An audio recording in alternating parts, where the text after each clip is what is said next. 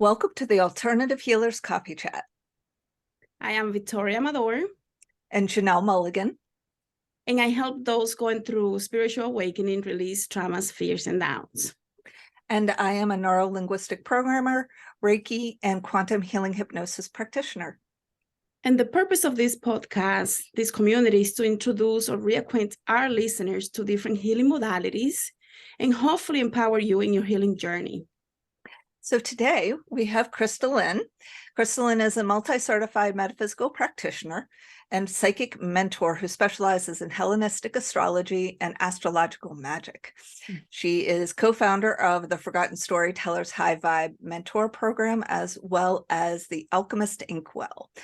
Welcome, KristaLyn. Thank you. It is so nice to be here. Thank you guys for having me back. We had too much fun last time. Yeah. Okay, so should we start with some questions? Because I have a million of them. Oh my gosh, I love questions. So one of my passions is actually sharing astrology and like breaking it down. I call them astro analogies. So relating astrology to something that's super easy to understand. So yeah, bring it on. I love that. Yeah, so where should I start? Because when I think of astrology, first of all, can you help us understand what is Hellenistic astrology for those of us that don't have a clue? Yeah, no, that's a beautiful question that I don't think is asked often enough these days. So Hellenistic astrology is as far back as we can get in the origins of astrology, as far as written documentation goes. So we know astrology was practiced in Babylon and that they really developed a lot of stuff. But the earliest written documentation we have is people in Greco-Roman era Egypt, Hellenistic Egypt, really referring to Petosiris, Nechepso, Hermes, Trismegistus, even Abraham, and saying that these original astrologers, be they one person with a title or some kind of mythological character or whatever that origin was, they said this and we're writing it down. So very much like the origin of many other traditions. But the period was the Hellenistic period, the Greco-Roman, Greek-influenced period, back during when Ptolemy was in Egypt with the Library of Alexandria and all that stuff. Yeah, you said that name. I felt goosebumps through my body. So, I had a moment when I was channeling and I received a lot of information about how the different zodiacs are a representation of our body. Mm-hmm. And at that moment, honestly, I'm not really heavily into astrology, so I had no clue what the heck was going on. And I had to go like really research this to see if I was channeling the right information. Mm-hmm. Share with us, like, how can that be used for healing purposes to know the different zodiacs within our body and how to apply that for healing purposes? Yeah, so I, of course, have several certifications in several healing modalities. And when I came into astrology, I kept those separate. I didn't think about them being the same. There is an entire branch of medical astrology. So it's definitely something that has been used, has deep roots and traditions. It is based on this great image that you can Google really easily called the Zodiac man. So there's a figure of a man, and it starts from top to bottom and really shows you from Aries down to Pisces how Aries rules the head and Taurus the throat. And then it just goes down and down and down from there until you get Pisces, the fish. So when you understand the archetypes, again, as so many things in magic and tend to be archetypal, you understand the energy of it, the archetype. So when you understand that Aries is the head, it's the thing that we think with, it's the thing that we create the most with, barring the heart, which keeps us going. But that's very solar. So that's another thing that we kind of work our way down into. But the other beautiful thing about the zodiac means circle of animals. That's what it translates into. And so we have circle. Guess what else is a circle? And all of my 90s kids are going to love this. There's the circle of life. So you have this progression that you can go through as well when you're thinking in more natal astrology or adapting those archetypes into the overlay of another astrological tradition or type, you then get to look at Aries as the initiator, the beginning, the vernal equinox when spring creates life. And then we go through the circle of animals until we get back around again, where Pisces is sort of the depth, the subconscious, or just before something new comes out of the primordial. So it can get really interesting when you understand the medical astrology and the fact that the zodiac, we are a reflection of what's above, and the above is a reflection of what's us. I've seen this in many creeds and faiths and all sorts of things. I know specifically in Christianity, you know, like we are created in the image of God. Well, that's as above and so below in a sense. So you can understand yourself by looking up, but you can also understand yourself by looking within. And so we can use astrology in both ways. Yeah, one of the things that I find fascinating when I looked at, and I have to thank you, Janel, because that was like, you know, somebody asked me before to do the natal sharing, and I'm like, oh, okay, I didn't really even look into it. And then you did it for me, and you opened up like this amazing like blueprint of what could be happening, or like a representation of who I am, right? So I find that fascinating. Yeah, I think one of the most beautiful things about astrology is how affirming it is. I like to say it's the universe's stamp of approval on you. And it's because the universe was always there before you were a glimmer in your family's eye or whatever. And it was always turning, and it's predictable, right? This is predictable motion that we're seeing because it's these planets that have been there and are going to continue to be there. Our ephemerides, which are lists of the planetary positions, can go back centuries, even millennia. We can go forward centuries and millennia. My current one is about, I think, a 100-year ephemeride, because I probably won't need longer than that, but hopefully someone will. And it's just fascinating to be able to say, well, if the planets were always going to be here, and if let's assume that maybe astrology, one of the interpretations people like to use is that it's what's going on in the mind of God or in the mind of the creator, that at that moment, the creator of the universe was thinking of you. And that's where you came in.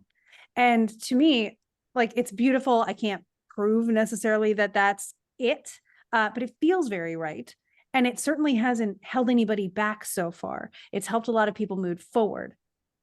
And there are other theories in astrology. We are not one mind in astrology. There's a lot of study, a lot of branches, a lot of discourse. And I don't want to say discourse in a way of like arguing, but in sort of analyzing and sharing and allowing each other to have different thoughts and to bridge those gaps.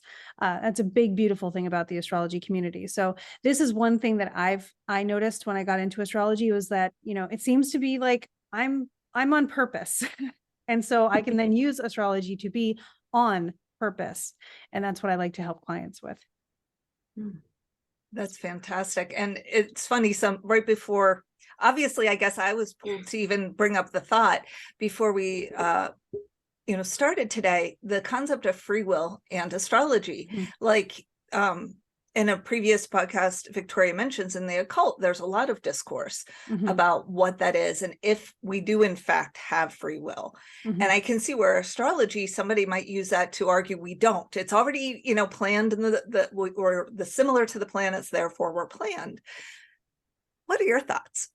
So I do have thoughts, and I want to make sure that my disclaimer is that these are my thoughts based on my research and just my own history and like all of my worldview. So I'm going to see the world from my lens. I'm quite happy with my lens right now. I'm always open to it expanding and being expanded upon by other people's lenses blurring into it. It's beautiful when they do that. But when I started learning astrology, I started with Hellenistic because I was like, how close to the source can I get so I can see all of everybody that's thought about this before me and incorporate that into my opinion. So I took a course by Brennan, highly recommended if anybody wants to get into astrology from a Hellenistic level. And he begins his book, which is truly Hellenistic Astrology, the study of fate and fortune, about, is this fate? Like, is it fated? Is predeterminism a thing? Because astrology is a thing. Like, if we believe this, how far do we have to go? And he starts with, I remember 3 different schools of thought. that went on with that. And I listened to each of them. And one was, partial determinism. You're always going to have these conditions. Some things are definitely going to happen this way, because we can look at the condition of your natal chart and say, these transits are going to come in your life, and that's going to be a challenging time. So it's like being an author who completed a story, because you can look at the whole book and then look back at the plot points as it's progressing. And you can look ahead a little bit and tell the hero before they even get there, hey, prep for this. This is your third act plot point. So it's really cool in a sense to prepare for it, but also, does it make you feel powerless? Now, I have a lot of Plutonian and Scorpionic indicators in my chart. So the idea of power is something that I mull over a lot. And I always am striving to empower individuals. You should have the power in your hands in your own life. And so the way I see it is, when I come across something that I can't find the short answer to, I ask myself, does it make a difference to my life if it's one way or another? So I believe that we have a sense of agency in our lives. And that's the important thing. I feel like I have free will. So nobody is stopping me from having the ability to make choices. And astrology can do that if you go like super deep, and if you're always just checking your transits and all of these things. There are funny stories, and then there are like not so productive stories about people who get that into astrology. And so I always recommend, like, if you're looking at your daily transits, look ahead, give yourself a weather forecast. Is it a rainy day? How do I do in rain? Do I go out and do I dance in it? Or would I prefer to have rain boots and an umbrella and a sweater? And like, do I want to bundle up for that? Because rain and I aren't copacetic. So I view astrology as a weather report. It's a cosmic weather report. I love that. Yeah. It gives you a lot more permission to just be like, I'm not going to freak out today, because for as many things in a chart that can symbolize death and destruction and creation and abundance and whatever, they can do crazy things. The worst thing you can do is try to predict specifically what something's going to be, because then you're blindsided if it's different. Yeah. The one thing that I think is important to remember is that we are individuations of whatever creative source we come from. And so in that, we don't have the whole picture. We're not the author of the global story. So we don't know what all the plot points are happening and how they're unfolding. So it's good to be adaptable. It's good to be able to say, hey, I can roll with whatever punches come my way today. And this is coming from an individual myself who is super fixed in the chart. I would like routine. I would like predictability. Life does not do that all the time. So it is useful to allow yourself some mutability, which is that free agency. That's interesting, KristaLyn, because in the occult practices, the spiritual practices that I practice basically daily, there is these blueprints that come depending on the spirits that you're working with, obviously the day that you're born, all of that stuff, right? And it comes from very, very, very ancient occult information that is passed down, right? Mm-hmm. But it's so accurate, similar to what we're talking about. There is a blueprint. You get readings, and there is a blueprint of everything that is supposed to happen with you. So I think that's where a lot of the free will challenges come, the debate. But at the same time, what I find with my clients and with myself specifically is that when I start addressing all the things that are, don't do this, don't do that, because, these are things that you will manifest and you will create blockages. When I address those things and I heal those things, it's done. Like I am creating, I'm making the choices to heal the traumas that for many, many thousands of years, people have come and done the readings, and it gets recorded. Like, this is what happened if you do that. This is what happened if you have a dog. This is what happened if you have a horse. But guess what? Maybe you had a life where you died because you were on a horseback ride. Mm-hmm. So I go heal those things, and no longer they can be blockages. They become my way to manifest who I am. Mm-hmm. Does that make sense? Like, it does. I see. Yeah. Sorry, go ahead. Go ahead. Okay. I was going to say that in astrology, we have this kind of thing as well. Believe it or not, in astrology, in Astrological Magic, we have what we call planetary charity. And then in typical astrology, there's the exploration of mitigation in astrology. It's saying this is there and it needs to be fulfilled, but how you fill this cup is Right. your choice, right? So you're going in, you're saying, okay, I see this box needs to be checked off. And if we don't check it off in a constructive way, it might get checked off in maybe a destructive way or a deconstructive way. So let's check it off in a constructive way, be proactive, align with the energy, and fulfill this. Planetary charity is very similar. It's what's your relationship to Venus based on the condition in your chart? What is Venus asking of you? And if Venus and you aren't getting along, Venus and I are not getting along, by essential dignity, we get along pretty well in life because I work with her. But if you and Venus aren't getting along, what does Venus need? What is that relationship lacking? How can you amend that? And then maybe not have the more challenging manifestations of that condition. So I totally agree and resonate with that. And I love the way you do it. And so can you give examples to our listeners of what planetary charity can look like? Mm-hmm. Yeah. So each planet is going to be the ruler or govern different things. If you imagine the whole world like a family tree, where there's an original ancestor, that would be your source creator. The idea of what is called the great chain of being is that everything gets broken down from there. So you have some traditions call it the monad. It's the everything, the all. And then it becomes more and more discrete as you go down until you get to the most mundane things like rocks and plants and whatever. And there's just bajillions after a while. So the moon will rule things that are like the moon. So plants that grow in water or that are more bulbous, onions, because they have a lot of water in them and they're white. So you can look at certain things and certain types of people. The moon is, of course, mothers and different kinds of things in that sense. Mercury is a lot with children, messengers, those kinds of things. Mars would be soldiers and veterans and people who are, or athletes. So you have these things where when I say it, you're like, oh yeah, I could see how that's Mars, because you get Mars's vibe, right? And so you can find, William Lilly is a great resource for this, but there are many. You can find things that'll break down what each planet governs. So if, say, you've got Venus in your chart, she's not doing well, you say, okay, Venus, what's important to Venus and how can I give her more of that because she's lacking it. So, being more conscious in relationships, focusing on art, on beauty, on self-comfort and appreciation, just making connections with people and bringing peace in certain areas. Venus, of course, is very relatable to Aphrodite, but also to a bunch of other beautiful, powerful, divine feminine kind of things. And if you look at me, you might be able to say, yeah, I can see how they are not necessarily aligned with Venus, who would make you very much on the feminine side, right? So it's expressing in my life for sure, but I'm looking at Venus and I'm saying, who are you? And how can I help you? How can I help embody that in the way that we're doing this in life?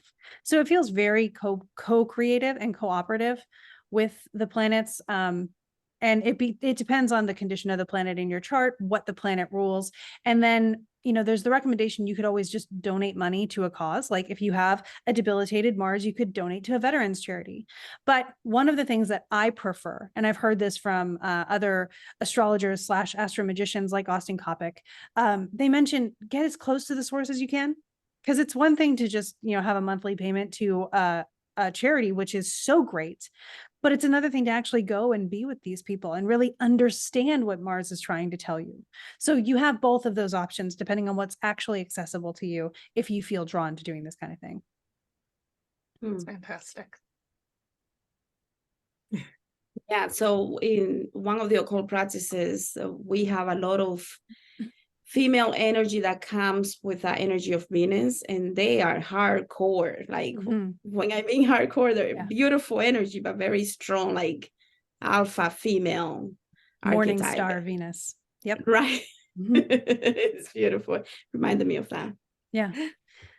Yeah. And Venus is a very interesting planet in and of herself, because she in ancient texts is described, depending on whether or not she's a morning star, whether she rises before the sun in the sky, or an evening star, whether she rises after the sun in the sky. You can get more of the like proactive warrior Venus. I don't want to say Athena, because I know she's also associated with some lunar traits, but you get that. I almost want to do a little bit more of an Artemis. She's still the huntress, but she's of the hearth, and there's these earthy things to her as well. So You get that proactive woman on a mission kind of thing, as compared to the more relaxing. Actually, a great way to do this is in Egyptian lore and the Egyptian deities. You have Mut, who is a cat goddess who is sitting. And when I was there, I was actually there with a really great Egyptologist who explained all these things to me. Mut is woman sitting in her power, but when she stands up, she becomes Sekhmet. And Sekhmet is representative of the Nile overflowing and destroying everything in order to allow renewal. So when the woman stands in her power, that's more of a morning star Venus. When she's seated in her power, that might be more of the evening star Venus. Beautiful. I never even thought of that. That is fantastic. And that's a great, like, horrible metaphor, analogy, whatever, to kind of help put that in the mind and see that. That's beautiful. Thank you. Yeah, it was really wonderful to me. I have this amazing story where I actually encountered the energy of Sekhmet personally at a temple in Egypt, and it was quite a day. I had a Pluto transit that day, and you could tell. So for the listeners who don't understand kind of what a Pluto transit is, can you share some of that? So Pluto in mythology might be related to Hades. So it's very underworld, but at the same time, the underworld isn't the end of the world.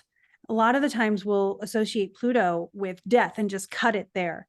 And I think, I have Pluto on the ascendant. So Pluto is very personal to me. My first protest that I ever staged was in 3rd grade, the first time they tried to make Pluto not a planet. And I felt like I won because they held off that year. We threw a pizza party and everything to celebrate that we had saved Pluto. Was not an astrologer when I was 8 years old, but it really checks out now. So Pluto is death and destruction for recreation. So we like to say death and rebirth. And you can't cut off at just death. You have to remember the rebirth. And so again, it's very Sekhmet, right? Destroying everything with the flooding of the Nile in order to renew. So a Pluto transit that day transformed who I was, transformed my relationships with my parents, actually, in this experience. And it was just this very stark, I am a new person. I have a new way of looking at things, and I don't go back to what I was. That part of me has perished, in a sense, has died in order for this version of me to be reborn. And I have been able to walk so much more confidently in who I am, in my abilities, and all of those things since that day, because this crucial moment happened at a very Plutonian statue, which was cool. So when you're talking, all I'm seeing is like you basically went into a trance. Yeah, so it's a statue in the Temple of Karnak in Egypt, in Luxor, I believe. I hope I'm getting all of this right. Muhammad, if you're listening, I'm so sorry. But we went there and we were very fortunate. This was supposed to be a 10 to 15 group person tour. And at the last minute, everybody backed out except for me, my parents, and my mentor at the time. So it ended up being a like weird conglomeration of a new family tour where my mentor and I ended up being like brother and sister by the end of it, or having a sibling energy. And my parents were there. And it was immediate. It was like a month after we had just gone on a big group tour to Israel. So there was a really interesting, fun contrast for this too. And this was also 2019. So you know what happened afterwards. So I felt very much like I was being prepared during this period. And so when we went there, there's a statue of Sekhmet. So a cat goddess standing, and there is another cat goddess. I'm aware of that, but this is Sekhmet. She's more of a lion goddess, I should say. And you go into this specific room that not many people, I guess, get into, but there was this room and there wasn't a lot of people around at the time. And the idea is you walk in, you walk up to this statue, and you're supposed to like see something or have a vision or experience. And, I had heard stories. They showed me an image of the statue at first, and I could feel the intensity coming off of it. So I knew something was happening. Plus I checked the transits and it was a Pluto thing. And I was like, okay, I see what the creator is doing here. I see God, what you're up to here. I'm going to go with this. I'm going to trust this process, even though it may be, it's a very fracturing kind of energy when Pluto destroys something to immediately make it new. We like to say that Pluto will take something very tiny and blow it up exorbitantly, and it'll take something massive and make it microscopic. So that black hole kind of energy, super massive, but itty bitty living space. Another shout out to my 90s kids. So, So I went in there, and immediately as I looked at this statue that I'd already seen pictures of, it did look alive. And I'm quite skeptical. I know I'm psychic and a medium and have all of these energy modalities. I trust me because I can trust my experience, but I like to question pretty much everything just to make sure that I've ruled out other things. So I'm not leading myself and by extension others down a delusion path or an illusion path. So I walk in there, and this cat, this lioness goddess, is literally looking at me with real eyes. And I don't remember saying anything, but from outside the room, my family and my mentor heard me repeatedly saying, "I'm sorry. I'm so sorry. I'm sorry." And I didn't know I was saying that. And this is unusual for me because I'm a very in control person.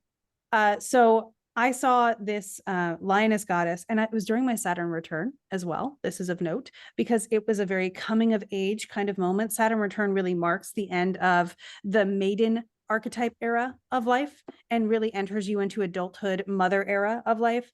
And I was worried at this point, as many people, approaching 30 are, about my relevance and how much had I accomplished, and was I going to end up being nothing because I hadn't accomplished enough, and did I have enough momentum to keep that going? The next 2 years would really illustrate a lot of answers for me for that, but it began in this moment where Sekhmet appeared as a very crone lioness. And the one thing this crone said to me was, "You need to love me." And I said, "I can't." And I don't usually say that. I think everybody has an ability to be loved, and that we have the ability to love people for where they're at the very least. And so that stunned me. So I went out, realized I hadn't done the whole ritual you're supposed to do correctly. So I was like, okay, I'm going back in, but I'm taking my mom with me. My mom was going through her Saturn return, leaving the mother phase and heading into the crone phase. Holding my mommy's hand, I was able to accomplish this whole ritual thing. Now, how symbolically appropriate is that? That's beautiful. Yeah. Absolutely amazing. Yeah. Wow. Yeah. Still taking that in. Right? Yeah, it was wonderful. Wow. Yeah. So I do have most of those energies that you mentioned. I have personal experience with, and I am like you, I question the crap out of everything. And when it comes to a point when we enter that trance state and we're really there one-on-one, and it's like, oh my God, everything makes sense for that few seconds or minutes or hours, right? Like you're just surrounded by the energy that it takes you in completely. So totally get that. Yeah. It was a beautiful soul opening day. And a lot of things that Pluto will do is soul work. Fun fact about Pluto, since we're kind of on the topic, is Pluto will tell you what generation of human being you are, because we track, it's not always intentionally in every case, but we track generations during Pluto transits. And Pluto will spend it's about to go into Aquarius for a little bit, and we'll spend until 2040 there. So we have a new generation of human beings coming into the world this year and next year, which is going to end the Gen Alpha cycle. And so you have Pluto in Sagittarius, that was Gen Z. Pluto in Scorpio, that was millennials. And what did millennials always get accused of? Killing everything. They killed the housing market. They killed magazines. They killed whatever. It was always the headline that millennials kill this, fast food chains. Pluto, death and rebirth, but so is Scorpio. Scorpio also has those themes. It's one of the reasons why in a modern astrology worldview, you would actually place Pluto as a co-ruler of Scorpio. I have a different perspective on that in Hellenistic astrology lens, but it's totally valid. It checks out enough in the modern lens as well. We didn't know Pluto existed up until I think it was the late 1800s. So the ancients certainly couldn't work with Pluto. And the idea is that Pluto can't see us because they're so far away. And so if we can't see each other, can we have a relationship? So that's one of the factors that really differentiates between Hellenistic or traditional astrology, which will take you up through the Renaissance, the medieval period, 1700s or so. And then incorporating the transpersonal planets of Uranus, Neptune, and Pluto as we discovered them and decided how relevant are they? Do they work? They do. But because they move so slowly, it's on a more cultural, transpersonal, not necessarily individual scale. So yeah, that's interesting because that's that very quantum physics experiment, if the different things that they're doing the research cannot interact with each other, then the experiment, they don't move, they don't, I forgot the name of that experiment, they don't move, they don't react to each other, similar to what you're saying with Pluto. Yeah, it's kind of like quantum entanglement, I believe, is one of the phrases. But to the more modern argument with quantum entanglement, we do know that like a plant from the same root across the country, if one has a lighter held near it, the other one reacts. So that supports a little bit the idea of astrology in a modern sense. And again, I use transpositional planets in a certain way in my practice. I do not disregard them. I've seen them work. And again, I will strike for Pluto whenever I have to. But another thing that I learned from my mentor in Astrological Magic is allowing yourself to believe in magic. And so not needing to fit into necessarily scientific terms. I believe they both agree at some point on some level, but I think we try to put both of them into boxes, which make them very far apart in a lot of ways. So Chris Warnock was my mentor in Astrological Magic. He actually wrote a book called The Celestial Way, which is really great, a great read. It's very short as well, so it's super easy to digest, very applicable. And he talks about what he calls in his terms, something that he's working with is the atheistic materialistic worldview. And that is simply that in common society, we function as though there is no God and that you have to be able to see it to believe it. On religious days, we can go to our holy places and believe in our spirituality. And maybe at home, we can believe in our spirituality. But when you navigate in the world, you end up having to put that behind you for a moment. And I know this and I experience this. And it's very difficult to be the person who's like, oh, yeah, that doesn't stop on Sunday. Or that doesn't stop on whatever holy day it is for you. And then every day becomes a holy day. And if you do that, some people get uncomfortable. But also that's how you understand synastry. Some people aren't like, not everybody is going to be perfectly compatible with everybody else. It'd be quite a boring world if we were all the same. So what is astrological magic? Because in the occult, we use different symbols to call in the energies from different planets, right? Yeah. Are you talking about the same thing or something else? With astrological magic, we are using alignments of the planets that are super specific. Like you might get a 2-minute window. Janelle, I gave your cohort of the Forgotten Storytellers a window in which to do a small ritual to honor a talisman I made for Mercury for them, but the window wasn't available during the time that we were working together. So I had to elect the time. You elect the time when the planets are going to be lined up just so. And you create, actually what I'm wearing on my hand right now, this is a sun talisman.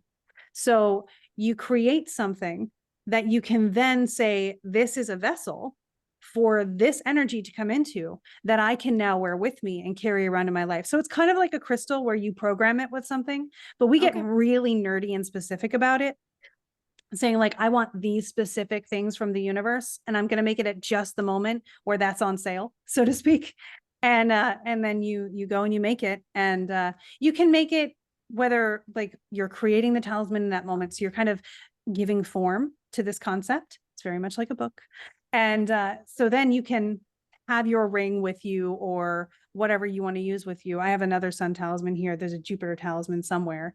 And I wear those and use those when I'm presenting. The sun talisman for me rules my 10th house of visibility and reputation. So it helps me give me more confidence, kind of boosts that, and your vitality, your health, because the sun is, of course, the source of life when we think about where light and photosynthesis and all of that comes from. So astrological magic is getting really particular with your recipes. So what are some of the results that people experience by working on astrological magic? Yeah, so you're going to have different experiences depending on the planet you're using, depending on where you have the planet. Again, the planets will rule different things, like I was mentioning with the sun being vitality and confidence, and good impressions with kings because the sun, right? So in our world, the king could be your boss or whoever is the governor of whatever area you're working in. So if you have like a meeting with someone that you're trying to just appeal to and respect, and you want them to respect you back, the sun will help you out with that. Jupiter is very jovial, really good with reputation, charisma, that kind of stuff. Venus, relationships. I have a tree over here that I planted a Venus talisman in the roots of. and it's a Venus moon talisman. And it's amazing because Venus relationships, it was for my marriage, not to make it romantic or anything. By the way, I'm ace, so that's really not my focus. I was a little nervous about making a Venus talisman, especially with my Venus, but I wanted us to be able to see each other, to know each other. So I found this Venus moon talisman, moon being the mind. Lunacy comes from Luna. So it's your state of mind, can be helped by the moon, or, if you have the moon in fall, there may be some hindrances. I also have that, which is fun. So again, there's neurodivergence opportunities there. But what I found was immediately after I made these talismans, my husband and I both realized our particular flavors of neurodivergence and how different they were. And suddenly we were able to accept each other for who we were. We were able to see and understand and love each other where we were at. And we have become unconditional in our appreciation and respect for each other since then. The Venus and the moon really helped with that. And technically, again, my Venus and my moon could use some support, but I do the planetary charity and I've lived it pretty naturally. I think a lot of us naturally express a planetary charity. It just looks, I have another astrologer friend whose name is Gemini Brett. He says, a detriment planet isn't necessarily bad. It's just counterculture, which I appreciate. And I like to think about that a lot. I actually did another talisman for my town. There was a city to grow and prosper talisman.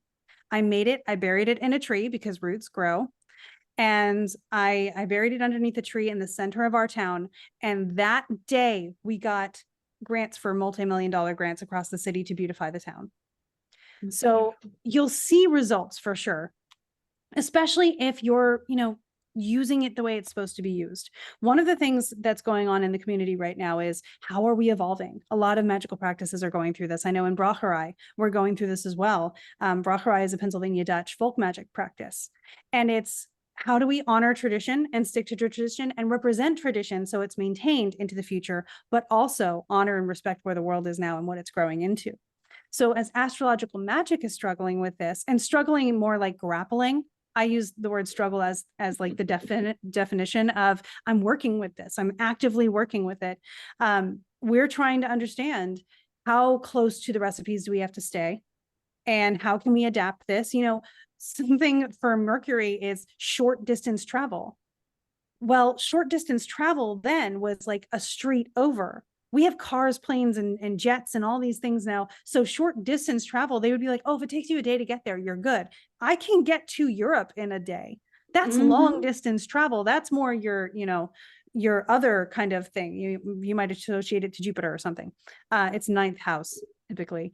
But now we have to say, well, the world has advanced in such a way. What defines these things? So archetypally, they may still be the same, but how do modern things fit into these archetypes? My personal approach right now, and it's always open for growth and interpretation and to be added upon. My personal approach currently is, I want to learn the rules and I want to understand them so that I know what does work for sure. And then I'm going to do it my way. Right. So that I know that it's going to adapt in my personal way. So eventually when you get a talisman from me, it will come from traditional roots for sure, but I might have found something that works really well. And so I will add that to it. And so my practice in magic is going to be a little bit different than someone else's, but that's kind of how it should be. And, there is something to be said about the idea that these sources are simply all that remains. It doesn't mean that they are all that there is. So there may be another recipe out there for a talisman, but we just don't know what it is because we can't discover it yet. It hasn't been given to us. So it does behoove us to also explore, but you have to be safe with it, because much like if you put too much of a spice or something into a recipe, it'll taste bad and it might give you food poisoning. And so it's the same kind of concept, to just tread carefully. And as you get more and more comfortable, layer in new things. Awesome. So with the astrology and the astrological magic, can you give an example of a client that's come to you that when they reported back or you heard from them, just the results blew your mind? Like you couldn't believe that they had developed in this way? I'm going to share with you the talisman I made for Emily when the fires came towards her house in 2021, maybe. So Emily, of course, lives in California near the Redwoods. And she is a friend and business partner of mine. And so she was very afraid. She's also highly psychic. So as the fire season was coming, I was looking at the astrology and saying, this is going to be a big fire season. I can see like there's just so much fire in the chart at the beginning of the season. It's hot, it's dry. There's kindling here. And so she was like, yeah, I've seen that too in the energy. Can you make me a talisman? So I said, okay, I'm going to make a moon talisman. And I know Emily's chart, so I attuned it to her chart as personally as I could to make sure it was specifically. If you think about a talisman as having the spirits associated with it there, and you're communing with these spirits, I wanted to make sure I was also creating a handshake for Emily with these spirits, right? So I did it to her chart as much as I could. And then I made it on a mirror, which is very lunar. It's basically, you know, in a metaphorical sense, it's like water that's still. So it felt very lunar. I etched this this image I'd created onto a mirror. I found a good election. Fortunately, there was one in time, which is not always the case, but it was meant to be, right? So I then shipped it out to her and made it intact, beautiful. She put it on her mantle. And then she did end up having to be evacuated for the fires. And I was like, well, so much for my magical work. Like the fires are coming to her house and this talisman did nothing. But she was tracking the fires every day. And the fires circled her house. And they even circled her family's house that you know, other family members were in, but they never came close to the house. The houses were totally fine, but around them, the fire just stopped. And I thought it was really interesting, you know, maybe not associated, but the mirror was also round like the moon. So it's like it put this circle of protection around Emily and her family, which is another lunar thing. So again, I made this talisman and then the moon exceeded expectations. It was incredible. And I'm honored to have been a player in that. But yeah, that's my favorite, aside from the Cities You Grow and Prosper situation, which was really cool as well. Mind-boggling. That's gorgeous. Yeah, the best part about magic and esoterics and the occult is being able to witness miracles. And I'm sure you guys have seen every day. Yeah. It's like, wow. Yeah. This is real. Mm-hmm. Definitely. A friend of mine says, you know, magic is just something science can't explain yet. Mm-hmm. And I think in so many ways that's true. And it is something that, you know, as a lot of us learn to grow and embrace it, to see it come to fruition in those ways, to be like, okay, yes, you know, could there be a coincidence? Yeah. What are the chances? It's kind of like talking about Mercury retrograde. Usually I don't pay much attention, but with this last one we went through, there was no other explanation for the level of things happening. And it's seeing those confirmations and validations of those type of things that help grow that belief. And yeah, especially, you know, just to add some validation from an astrological perspective, the Mercury retrograde that began 2023 was extra hot. And I'm going to say extra hot because I'm using my words particularly here, because Mars was also in retrograde in Mercury's sign of Gemini. So, you know, I've explained it this way before, where Mars got into Gemini, where Mercury was the chaperone and Mars was the kid. And then Mars went rogue and just started, you know, going nuts, going retrograde, going counter to character. And so we had this overwhelm of energy from about August 20th to October 30th of 2022, where stuff was happening. It was going really fast because Mars in an air sign that is communication and connection has no friction. So it was just plowing through there, bringing up opportunities all over the place. And at first people were like, yay. And then they were like, okay, that's enough slices. Like, I need to be able to manage this. And then when Mars went retrograde on October 30th, for a second, we were like, okay, it's calmed down. I can manage this. But then it became, wow, this is really hard. Wow, that's a drain on my energy. Wow, I can't sustain this anymore. It doesn't work for me. So Mars really challenged us to say, hey, I am energy and I am force. Where am I productive and useful for you? And where am I draining the heck out of you? Like, figure that out. You have until it was January, I think 12th. And except that on December 29th of 2022, Mars, the chaperone, went retrograde in Capricorn. So in this sense, we had the chaperone of the problem child now drunk on the field trip. Things go really wrong, right? So you have like double chaos. And so Mercury was retrograde until the 18th of January 2023. Fortunately, they took turns, going out of retrograde around the same time, but they stay on the same degree for quite a few days. So it takes a long time when you're like, if you stop a plane, it stops. And if you want it to get going again, it's gonna need to build that momentum back up. At the same time, on the 22nd of January, Uranus was the last holdout of retrograde planets, and Uranus stationed direct. And it was so funny because before the new year, a lot of astrologers, including myself, and I was proud of this, were saying, I know everybody's getting all hyped on New Year's resolutions and your goals and your words of the year and all these things. It's probably not going to be one of those years. Like give yourself room to play around with what you might want your focus to be in the first majority of January 2023, because you're going to be experimenting with it a lot, or it might be falling apart, or it might be that you come up with something, but then it's not such a great idea the next week.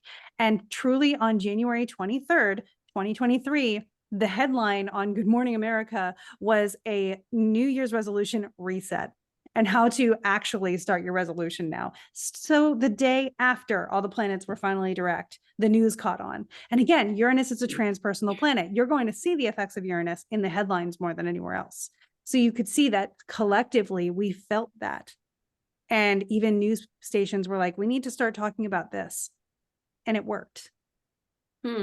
Well, I just follow the Chinese lunar year, and that way I don't even have to worry about the new year.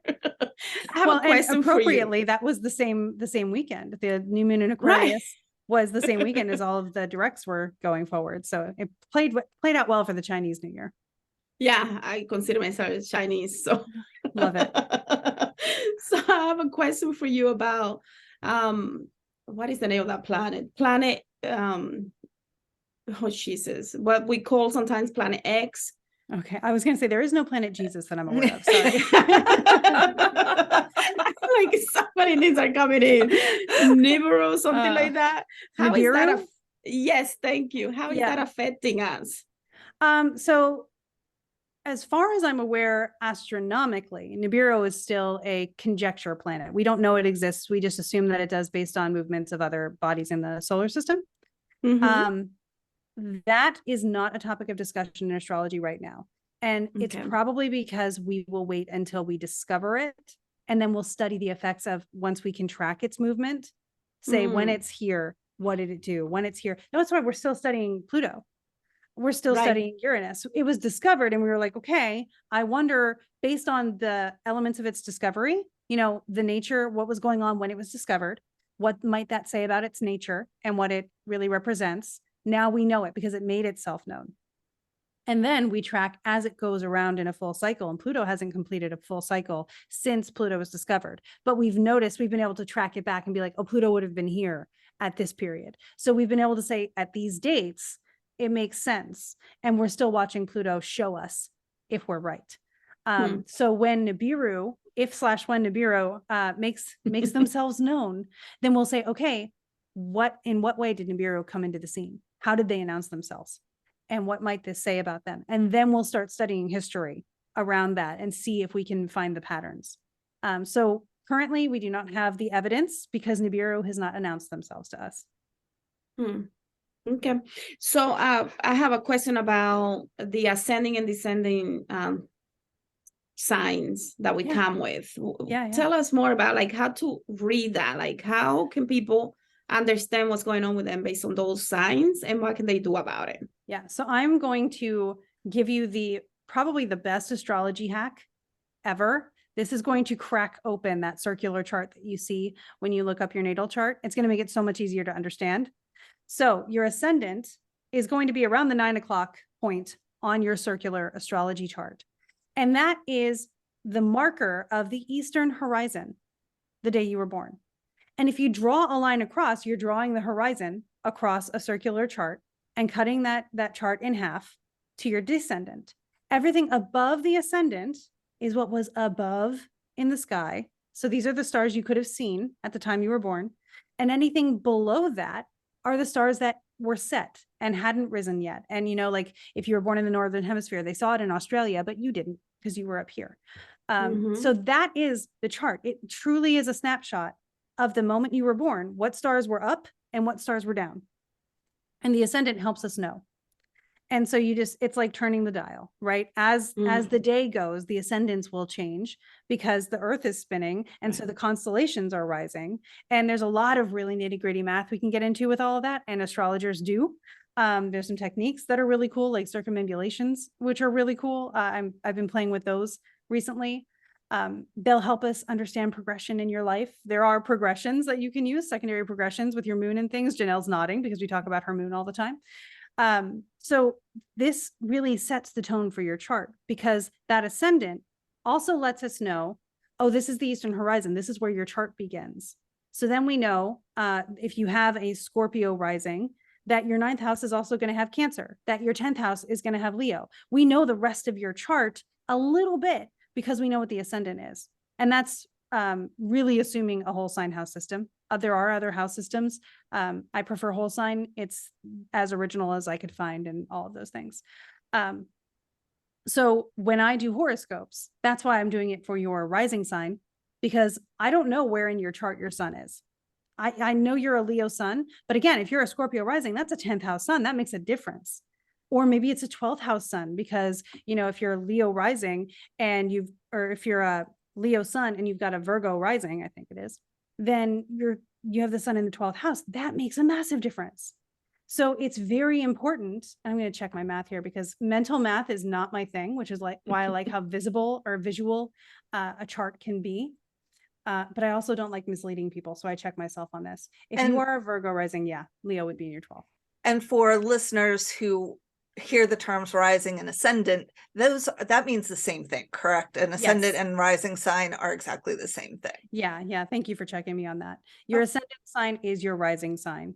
The ascendant is what we call the point of that. It'll have a specific degree in that ascending sign. So we'll just say you're a Scorpio rising if your ascendant is in Scorpio. And because also rising. And my understanding from watching a lot of your videos is, you know, so many people, at least when they first hear astrology, they hear their sun sign and they're like, oh, my sun, and they focus on that. But you have, like you have said, you focus on the rising sign because it's more aligned with that person. Can you give a little more detail to that? Yeah. So if I'm looking at your rising sign and I'm doing a horoscope for the week, I'm mostly looking at where the moon is in your chart, because that's where the most changing energy is for you. So that means that I can look at that and this is what you're feeling this week the most. And if you're a Scorpio rising and the moon's in Taurus, which is a great place for the moon to be, then the moon's in your 7th house. I know what area of your life you're also feeling the most. Not just that you're feeling very Taurus-y things at this time of the week, you know, and I can do that with a sun sign thing, but I can't let you know what area of your life things are coming up. Other horoscopes, like the ones I'm about to do monthly, I can tell you when an ingress is happening, what area of your chart is about to light up and what area of life is about to light up. So I can do a lot more with it. And sun sign astrology, especially for when it was most prominent was great because it was what we had. We only rediscovered and translated Hellenistic texts very recently. The translation process was happening in the 90s.